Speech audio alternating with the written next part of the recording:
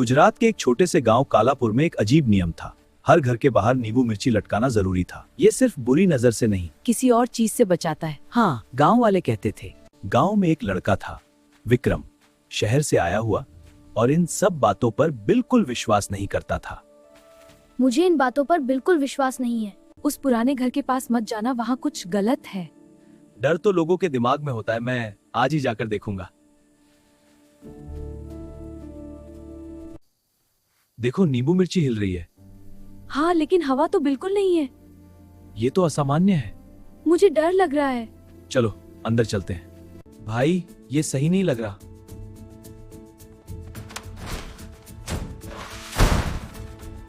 दरवाजा अपने आप बंद हो गया।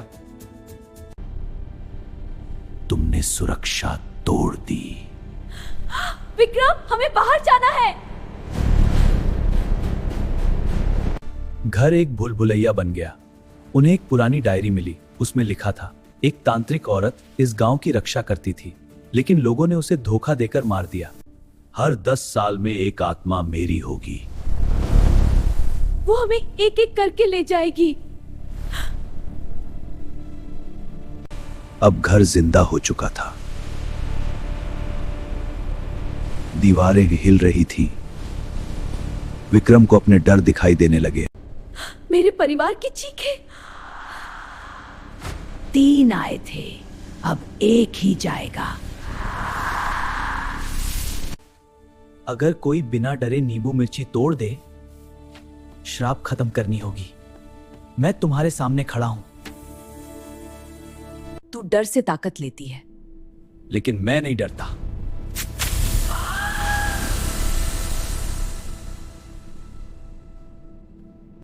अगली सुबह विक्रम और मीरा सुरक्षित बाहर आ गए। गांव में श्राप खत्म हो गया। हाँ, लेकिन अब सब ठीक है। विक्रम कौन है? बाहर क्या है?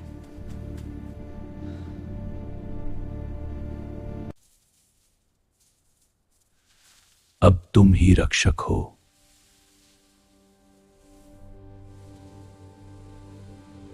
उस रात के बाद सब कुछ सामान्य दिख रहा था, लेकिन विक्रम के अंदर कुछ बदल चुका था।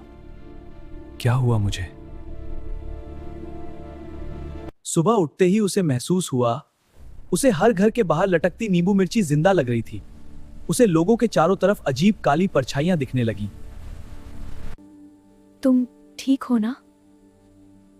अब मैं वो चीज देख सकता हूं जिससे ये सब बचाते हैं। रात होते ही विक्रम को नींद नहीं आती। जैसे ही घड़ी 12 बजाती है, गांव के हर घर के बाहर की नींबू मिर्ची एक साथ हिलने लगती है। और तभी तीन काले साए जो हर घर के पास खड़े होते हैं, लेकिन अंदर नहीं जा पाते। विक्रम समझ जाता है, ये नेक चीज को नहीं, कई खतरनाकों को रोकती है। ये क्या है? मुझे आत्माएं दिख रही हैं। हाँ, हम यहाँ हैं। मैं तुम्हारी आवाजें भी सुन सकता हूँ। तुम हमें रोक सकते हो। ठहरो, मैं तुम्हें रोकता हूँ। लेकिन हर बार जब वो किसी आत्मा को रोकता है, उसकी अपनी आत्मा थोड़ी थोड़ी कमजोर होने लगती है। उसके हाथों पर काले निशान बनने लगते हैं। और मैं वो हूं जिसे इस श्राप ने कैद किया था। तुमने पुरानी रक्षक को हटा दिया। अब मुझे कोई नहीं रोक सकता। असली खतरा अभी शुरू हुआ है। कालदंश साया गांव पर हमला करता है। घरों की लाइट्स अपने आप बंद हो जाती हैं और लोग अचानक गायब होने लगते हैं। मैं तुम्हें रोकूंगा। तू सिर्फ एक रक्षक है और मैं विनाश हूं। तुम ये सब अकेले नहीं कर सकते। मुझे इस श्राप को खत्म करना होगा, चाहे मुझे खुद खत्म क्यों ना होना पड़े। डायरी में कुछ छिपा है। श्राप खत्म करने के लिए रक्षक को अपनी आत्मा बलिदान करनी होगी। नहीं, ये क्या लिखा है? मुझे अपनी आत्मा देनी होगी। कौन है वहां? मैं कालदंश हूं, तुम्हारी प्रतीक्षा में। आत्मा तुम मेरे हो क्या? नहीं बदला। आखिर में विक्रम अपनी पूरी शक्ति और खुद को बलिदान कर देता है। अगली सुबह गांव शांत है, लेकिन तभी मुझे सारे प्रॉमिस की याद आ गई। रक्षक कभी मरता नहीं, बस रूप बदलता है।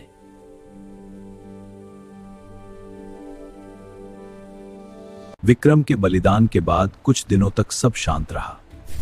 अलग अलग शहरों में अचानक नींबू मिर्ची अपने आप जलने लगी। लोगों को रात में एक ही सपना आने लगा और दुनिया भर में अजीब परिस्थिति है। ये कोई प्राकृतिक घटना नहीं है। असल में कालदंश साया पूरी तरह आजाद हो चुका था। ये आवाज, तुम यहां हो? विक्रम, कैसे? मुझे तुमसे जरूरी बात करनी है। विक्रम, लेकिन अब इंसान नहीं, एक शक्तिशाली आत्मा। उसकी आंखें हल्की चमक रही थी और उसके चारों तरफ ऊर्जा घूम रही थी। मैं खत्म नहीं हुआ।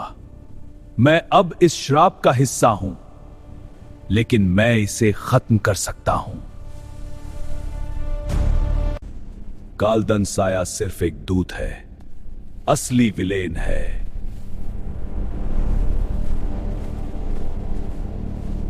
एक प्राचीन, हजारों साल पुरानी शक्ति जो डर और आत्माओं को नियंत्रित करती है और जिसने इस पूरे श्राप को बनाया। अगर इसे नहीं रोका तो पूरी दुनिया अंधेरे में डूब जाएगी।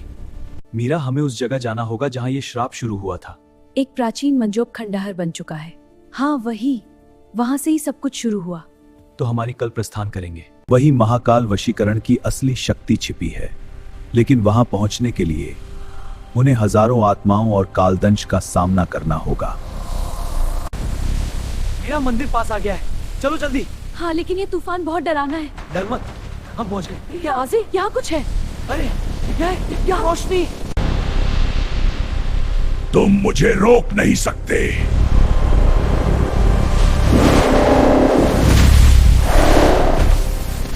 मैं अपनी पूरी आत्मिक शक्ति का उपयोग करता हूं। ओम नमः भगवते वासुदेवाय। तुम्हारी शक्ति मेरे सामने टिक नहीं सकती। इसे हराने के लिए मुझे पूरी तरह खत्म होना होगा। नहीं, तुम पहले ही बहुत कुछ खो चुके हो। मुझे पता है, कभी कभी एक को पूरी दुनिया बचानी होती है। वो अपनी सारी शक्ति एक जगह इकट्ठा करता है और सीधे महाकाल वशीकरण के अंदर कूद जाता है। सुबह होती है, दुनिया फिर से सामान्य लगती है। कोई परछाइयां नहीं, कोई डरावनी आवाज नहीं, सब शांत। मीरा मंदिर के खंडहर में अकेली खड़ी है। विक्रम अब नहीं है। कुछ महीनों बाद एक दूसरे देश में अपने घर के बाहर नींबू मिर्ची लटका रहा होता है। तुम्हें ये किसने सिखाया? डर कभी खत्म नहीं होता, वो बस रूप बदलता है। महाकाल वशीकरण पूरी तरह खत्म नहीं हुआ। उसका एक हिस्सा अब दुनिया में फैल चुका है।